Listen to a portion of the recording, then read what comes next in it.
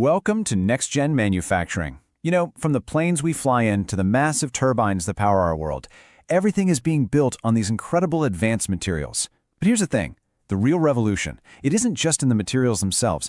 It's in how they're engineered at a scale so tiny it's practically invisible. So today, we're going to dive in and uncover the hidden power of composite materials.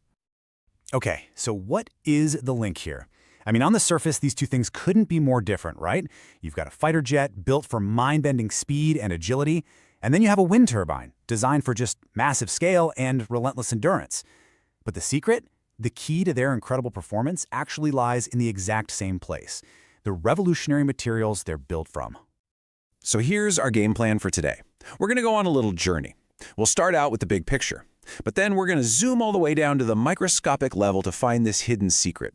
We'll see how scientists actually test it, and then we'll pull all the way back out to see how this tiny little detail is completely changing the game for next-gen manufacturing.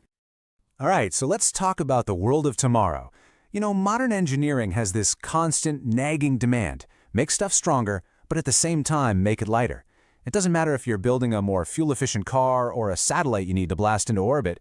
That stronger and lighter combo, that's the holy grail. And the answer, more and more, is found in composite materials. So what in the world is a composite material anyway? Well, at its most basic level, you can think of it like a team effort. Seriously, you've got your star players. These are the reinforcement fibers, things like super strong carbon or glass threads. They provide all the muscle. But then, you've got the matrix. This is usually a polymer resin, and it's the glue, you know? It's what holds everything together and makes sure everyone's pulling in the same direction. But here's the catch, and it's a big one. You can't just, toss these ingredients into a bowl, stir them up, and expect to get some amazing high-performance material. It just doesn't work that way. The real magic isn't in the ingredients themselves, it's all about how they connect. Let me put it this way.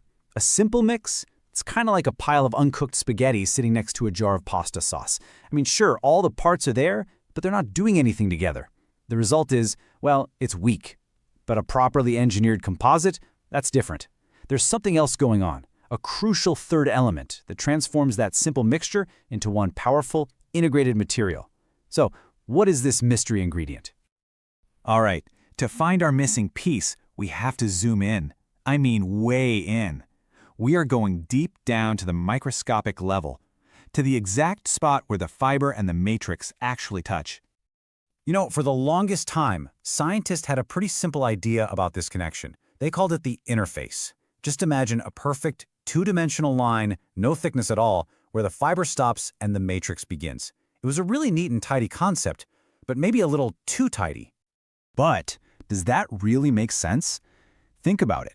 How could a simple, zero-thickness line possibly be responsible for transferring these huge forces from a super strong fiber to the matrix all around it? Well, the short answer is it can't. The reality is so much more complex, and honestly, way more interesting. And this is the big reveal. This is our secret ingredient. It's not an interface, it's an interphase. See the difference? This isn't a flat line. It's a complex, three-dimensional transition zone with its own set of properties. It's an entire region that's carefully engineered by applying special chemical coatings to the fibers. And this region is the real bridge between the fiber and the matrix. This, right here, is the secret to a composite's incredible strength. Okay, so if this tiny, almost invisible zone is so incredibly important for the performance of everything from fighter jets to wind turbines, how in the world do scientists actually study it? How do they perfect it? I mean, it's a massive challenge, right? But it turns out they've come up with some unbelievably clever ways to do it.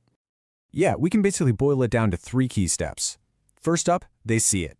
And by that, I mean they use these incredibly powerful electron microscopes to literally get a look at the interface and see how things fail at that level. Then, they pull it. This part is just amazing. They do these micromechanical tests where they stick a single, tiny fiber into a drop of the matrix and then physically pull it out just to measure the bond strength. And finally, of course, they break it. They take the final, finished composite part and run large-scale tests on it to see how that tiny, microscopic bond actually translates to real-world strength and durability. And the results from all this engineering? They are absolutely dramatic. Just look at this. For a typical glass fiber composite, right, an untreated fiber has a bond strength of around, let's say, 33 megapascals. but just by applying a specific chemical treatment to engineer that interface, that strength jumps all the way up to over 51. That's a 56% increase in strength, all from tweaking that one tiny invisible zone. And if you think that's impressive, check this out. When we talk about high-performance materials like carbon fiber, the gains get even crazier.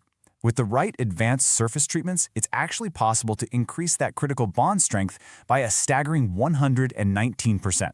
I mean, you are more than doubling the strength of that connection. And you can imagine that has a massive, massive impact on the final product.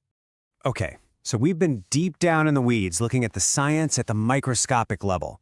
Now it's time to zoom back out. Let's see how that tiny bond is what makes these giant structures, the ones that define next-gen manufacturing, even possible. And this, right here, is where it all comes together. That tiny, microscopic engineering has a direct, one-to-one measurable impact on the final material. Look at this example. If you make that interfacial bond just 35% stronger, you get a 35% increase in the material's strength when you pull on it from the side. On top of that, you get a 12% boost in its overall durability. It's just incredible. Tiny little changes at the nanoscale lead to these huge benefits at the macro scale. But wait, here's a really fascinating little twist. You'd think the goal is always to get the absolute strongest bond possible, right? Well, not exactly. A connection that's too strong can actually make the final material stiff and brittle. So instead, engineers don't just maximize the bond, they carefully tune the interface. They're looking for that perfect, precise balance between strength and toughness to give the material the exact properties it needs for that specific job. So why does any of this microscopic science matter in the real world? Well, because mastering the interface is what makes our world possible. It's what allows us to build lighter, more fuel-efficient airplanes and cars. It's what enables those massive, longer, more powerful wind turbine blades that capture more clean energy. It makes the structures all around us stronger and safer. This tiny, invisible, engineered zone, it's the fundamental key that unlocks the door to next-generation manufacturing. And all of this leads to one final, really big question to think about. We've just seen how engineering this invisible, three-dimensional zone has totally transformed our world. So it just makes you wonder, what other microscopic dimensions, what other hidden bonds and secret handshakes between materials are we just now beginning to understand and engineer? The future, it seems, is being built at a scale we can't even see.